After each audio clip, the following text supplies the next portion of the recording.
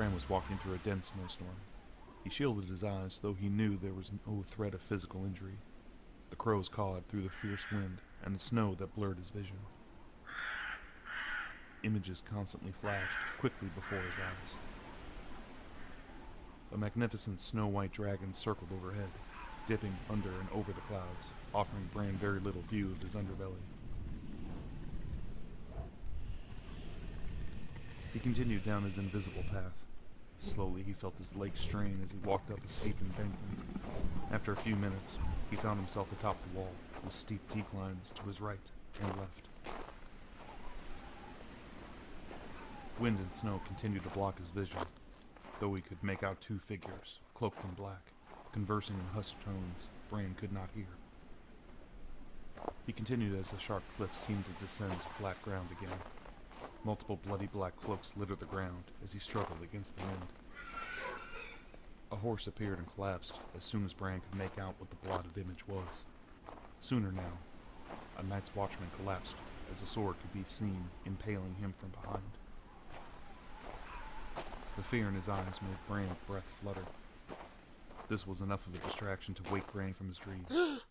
Bran was seated in his rolling chair under the weirwood as he mulled through these visions. Sir Glover approached the Lord of Winterfell to offer assistance. Gilbert Glover, the captain of his guard, was the fourth-born son to Galbert Glover, who cut his teeth during the War of the Five Kings. "Please, bring me to the maester. I have a disturbing feeling," Bran ordered motionlessly. "Should we double the guard?" asked Sir Glover. "The possible threats are far from here," Lord Bran replied.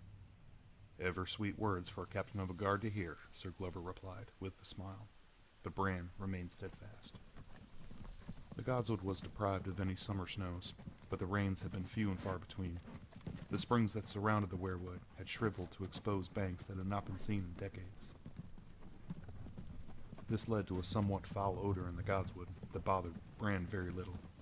The archway he proceeded under was wrought with bright white stone, indicating its modern replacement after the Battle of Winterfell.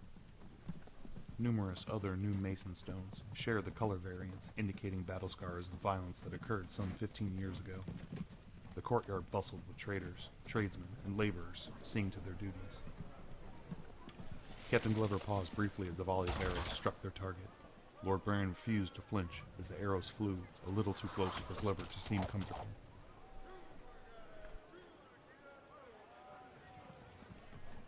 Onward they pushed through the courtyard, as Bran heard Glover speak to their ward. "Stop locking your knees, Tarly, and soften your stance," Glover barked.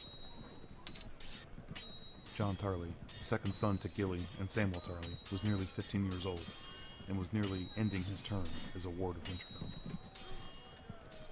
No matter the business being conducted, the tradesmen made way for their lord without order, as Sir Glover pushed his lord through the busy courtyard.